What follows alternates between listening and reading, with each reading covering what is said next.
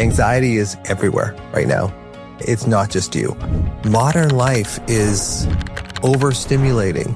It's dysregulating. It doesn't allow us to recover. In a way, we have an anxious attachment to chaos. The chaos is in us. That chaotic environment is probably how we felt as children. The alarm is getting louder because the external threats are mirroring this internal wounds. The only way out of anxiety is to go back and rescue that child. We can't be anxiety free. It just doesn't work that way. Your peace doesn't have to wait for the world to calm down. In fact, it shouldn't. The world is always going to be chaotic. What do you do about that? Well, you try and reduce.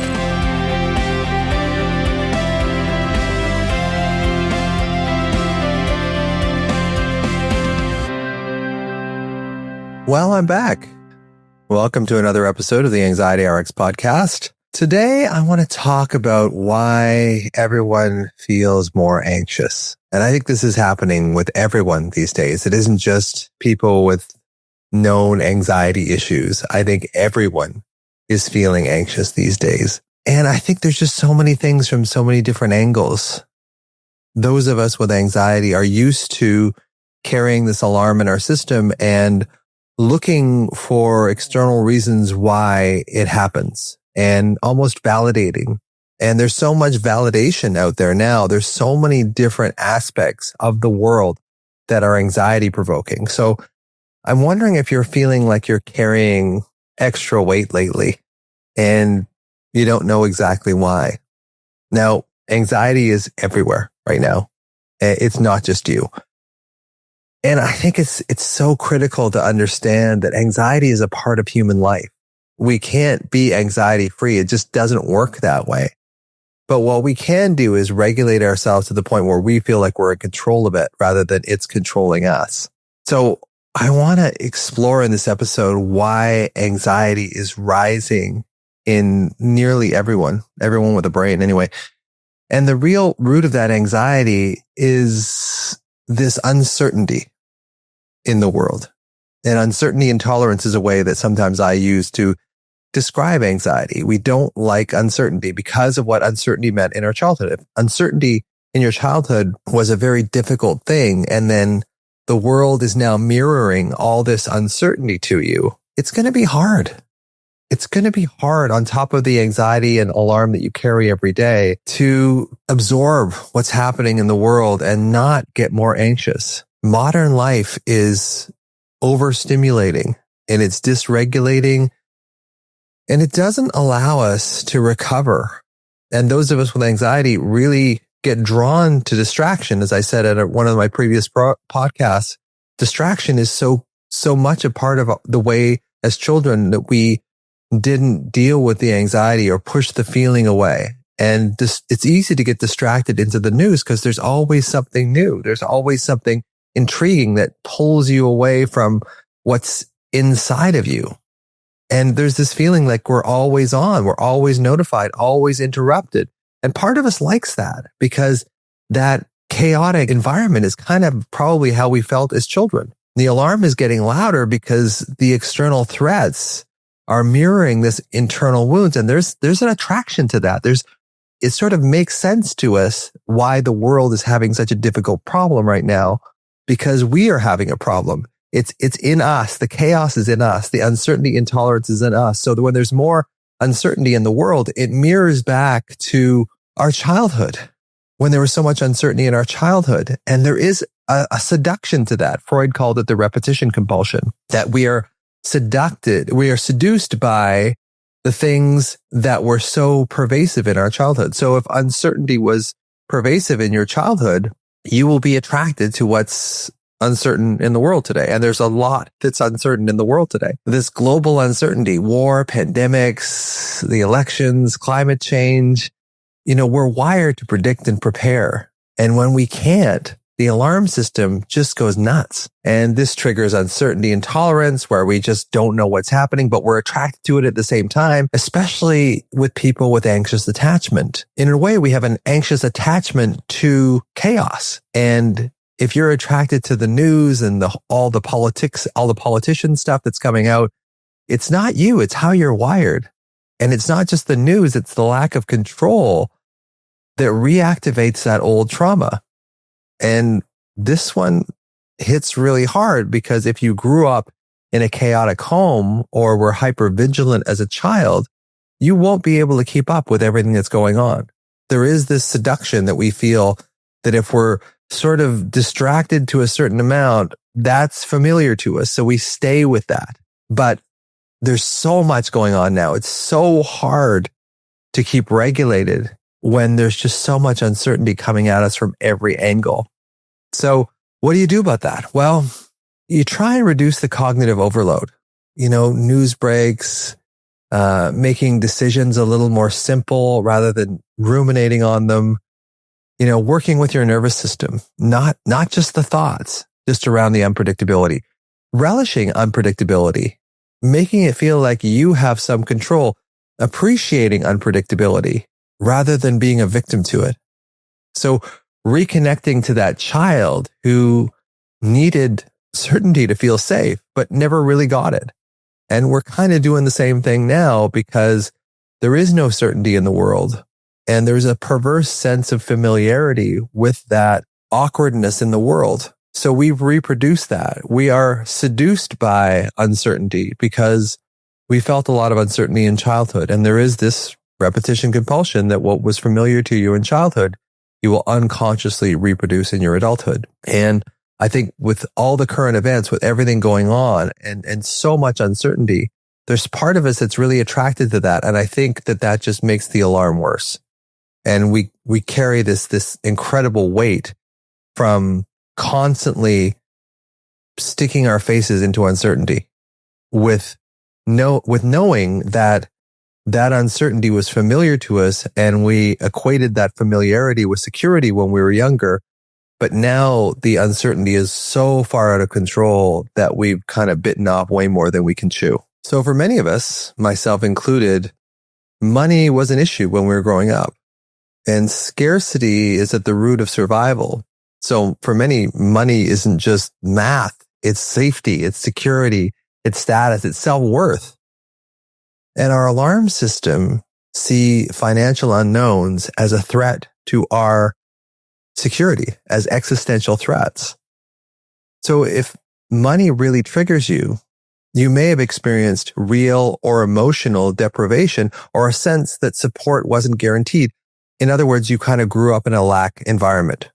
And when we grow up in a lack environment, we are so much more susceptible to feeling like we're going to go broke. We're going to lose everything. If your support wasn't guaranteed when you were younger, there's this sense that support isn't guaranteed now. And you can create that support within yourself, but it takes practice. Practice self-talk around sufficiency and resourcefulness. I've been okay in the past. Things have gone poorly in the past, but I've been able to make it through. Look at the times in the past where you've made it through and look at your beliefs around not being enough. And are they really accurate? Look at your recent history. Have you shown that you can actually take care of yourself? You just don't believe it. And healing your sense of support, especially from caregivers, it can reduce the panic around money. If you are internally feeling safe in your body, money stuff won't bother you so much. And everything won't bother you so much. If you can regulate in your body, all these other things won't compound on you, because if your body's alarmed, your mind makes up alarming thoughts, which gets you in the alarm anxiety cycle, which is very difficult to break free from. And a big thing I see now more than anything else is AI fatigue. We don't know what's real and what's not anymore. And I think when we were children, that was very scary, not having security in your environment when you're a child. And this AI concept where we don't know what's real and what's not is very alarm provoking in us. We feel displaced, obsolete, overstimulated, disconnected, because we don't know what's real and what's not. And when we don't know what's real and what's not, we lose our sense of identity as individuals and as global human beings. And we get overwhelmed around the pace of change. And this creates dread in our environment because we don't know what's going to happen next, which is probably what happened to you when you were a child. You didn't know what was going to happen next.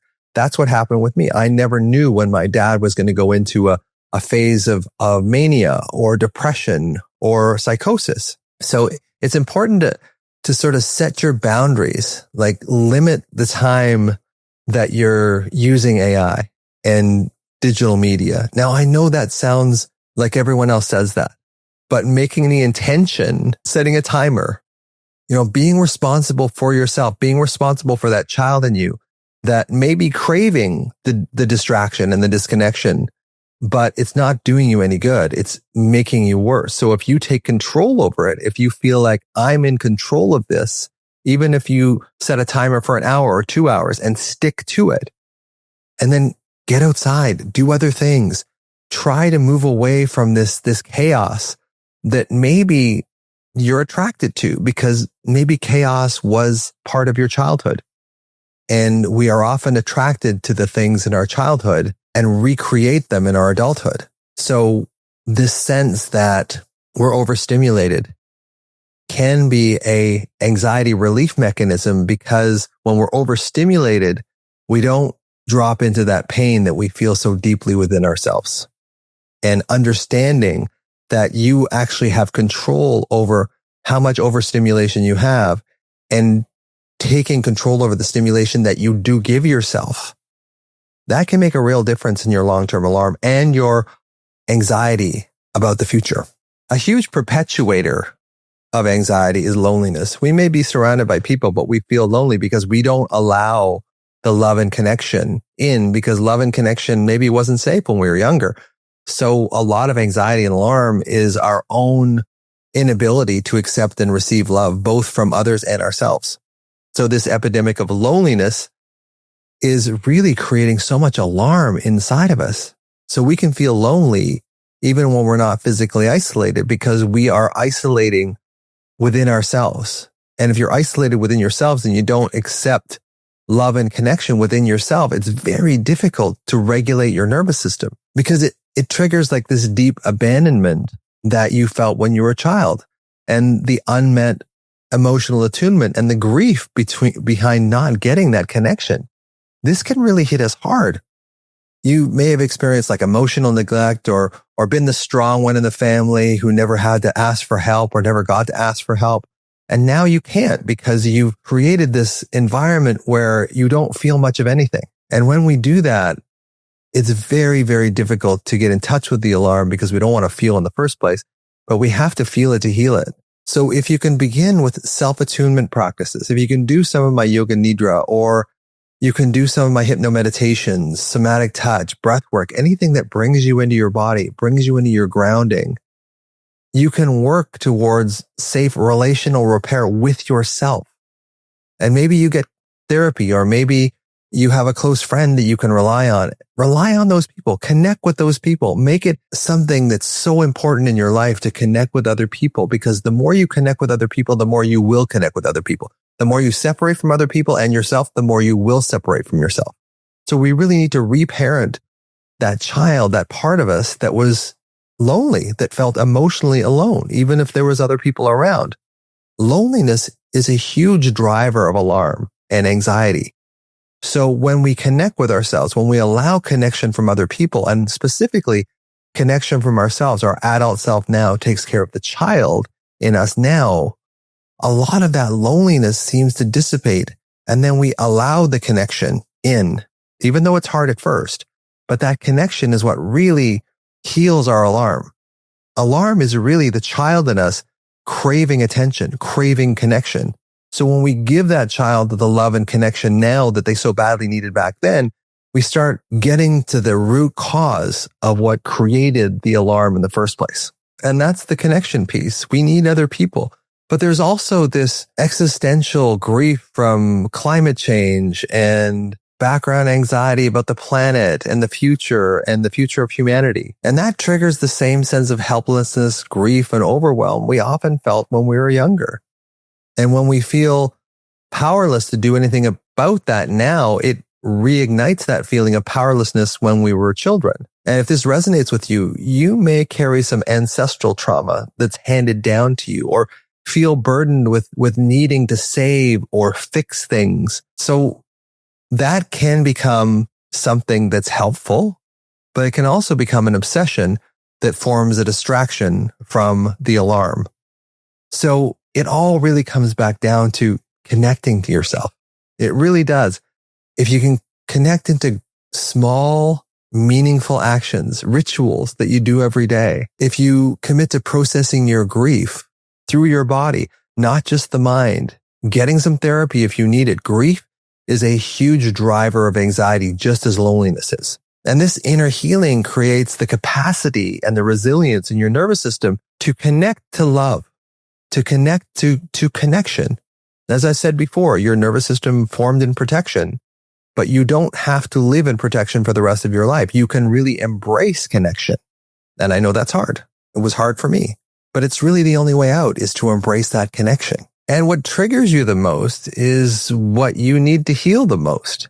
You know, this compassionate truth that the thing that scares you the most isn't just a random anxiety.